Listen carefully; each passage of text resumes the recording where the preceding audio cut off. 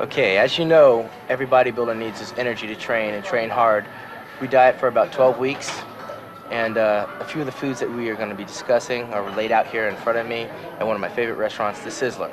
This is where I have a tendency to come and eat right after I get done training, and I will describe each and every item in front of us and show you what you can eat rather than what you can't eat.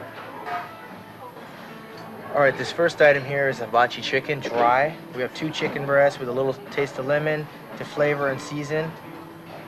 Give it a little bit of taste. We have our broccoli here, a form of complex carbohydrates with a dry baked potato. This, my friends, is teriyaki sauce. It's a no-no. Get rid of it. Don't even buy it. So what we have is protein and our complex carbohydrates. This is a typical lunch for me after I get done training, along with some iced tea and some equal to give it a little bit of flavor. Over here we have a salad. Now, I have a tendency to eat a lot of salads, and I bring my own protein. I usually eat 2 cans of tuna fish that are packed in water that's low sodium.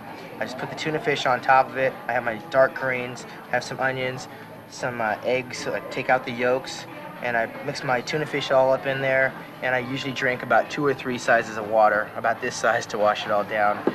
No complex carbohydrates for this meal. It's all protein and roughage.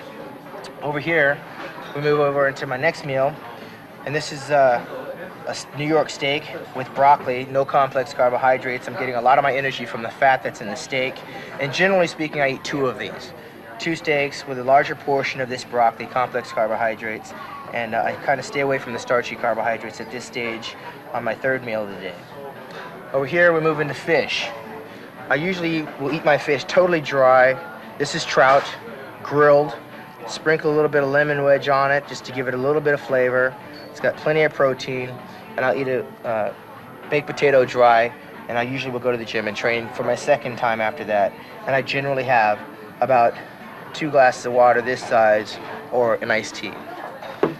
Over here, this is my treat. This is I consider it almost like cheating. I'll have a mixed assortment of fruits immediately after I train as I prepare my dinner. I have pineapple, I have cantaloupe, I have a little bit of honeydew, some watermelon, and some grapes. This satisfies my sweet tooth and my craving for sugars. Generally, I'll have a cup of coffee before I do my workout, and after I get done eating this, right after I train, I'll usually have about 12 egg whites and some more broccoli or asparagus to fill me up.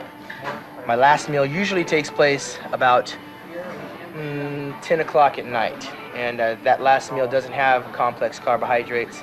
I don't know how many calories I consume. I have no idea how much body fat I have on my body. I'm not very scientific. I eat when I'm hungry, and generally my emphasis is on the protein. That builds muscle.